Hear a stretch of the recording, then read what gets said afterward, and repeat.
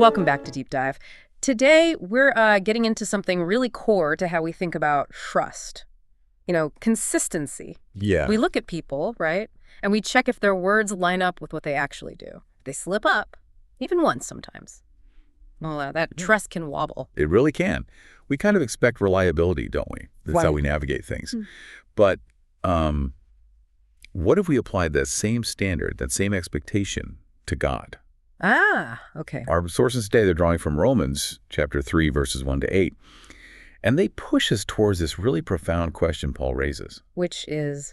Does human unfaithfulness, our failures or inconsistency, does that somehow cancel out God's faithfulness? Does it diminish him? Get ready, because Paul's answer is, well, pretty absolute. Yeah. It might just shift how you think about divine reliability. Okay, let's definitely unpack that. So the central message we're getting from Romans 3, verses 3 and 4, it's a huge by no means. Exactly. Resounding. It's not just a no. It feels like a really strong pushback. Why is that by no means so important here? What's it challenging? Well, I think it cuts right through our human tendency to sort of project our own feelings onto God. We see people fail, even people who should know better, right? And we think, well, doesn't that reflect badly on God somehow? Doesn't it make him seem less reliable? But the sources and Paul are emphatic. Let God be true, though everyone were a liar. Precisely that. What's really key here is the absolute stability of God's character. He doesn't change. He keeps his promises. Always. Even when people fail. Yeah. Even the ones entrusted with his message. Even then.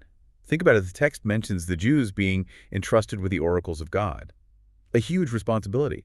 But even their failures didn't alter God's fundamental nature or his faithfulness. So his words and actions are always aligned. Always. From creation, the sources say, right through to the cross and on into eternity, is presented as the ultimate basis for trust. Complete integrity. Okay, that's a powerful foundation. God's faithfulness stands firm. But Paul knew people wouldn't stop there, did he? He seems to anticipate the next logical, maybe cynical question. Oh, absolutely. He was a sharp thinker. He knew where human reasoning could go. So what's that deeper question he gets into next in verses 5 and 6? It's a tricky one. Essentially, people might argue, okay, wait. If my unrighteousness, my sin, actually serves to highlight God's righteousness, Yeah. Makes his perfection stand out more, Right, like a contrast. then how can God punish me for that? Like, yeah. Isn't he being a bit unjust, maybe even unrighteous himself, if he brings wrath down on something that, in a way, served to show his glory? Ah, I see. That's a clever twist of logic. It is. A very human way to try and wriggle out of responsibility, perhaps. But Paul's response, another strong by no means. Again with the by no means. Yes. And it's crucial because it defends God's absolute right and purity to judge the world. His righteousness isn't dependent on our sin to be revealed. It's just who he is. Our failures might unintentionally make it more obvious to us, but they don't create it or excuse us. Okay, that makes sense. God's justice isn't compromised just because our actions highlight it. But Paul takes it even further, right? He addresses a really dangerous distortion of this idea. He does. In verses 7 and 8, he confronts this slanderous accusation some were apparently making or maybe twisting his own words into. Which was? Basically, well, if my lie or my sin somehow increases God's truth and glory, why not just do evil so that good may come from it? Wow. That's taking it to an extreme. A very dangerous extreme, and Paul just shuts that down completely. He says plainly that the condemnation of those who argue like that is just. It's deserved. So no excuse for doing wrong, ever, even if God can somehow bring good from bad situations. Exactly. God's sovereignty in bringing good out of mess doesn't suddenly make the mess okay. Our unfaithfulness might, paradoxically, end up highlighting his faithfulness, but it never, ever justifies our sin.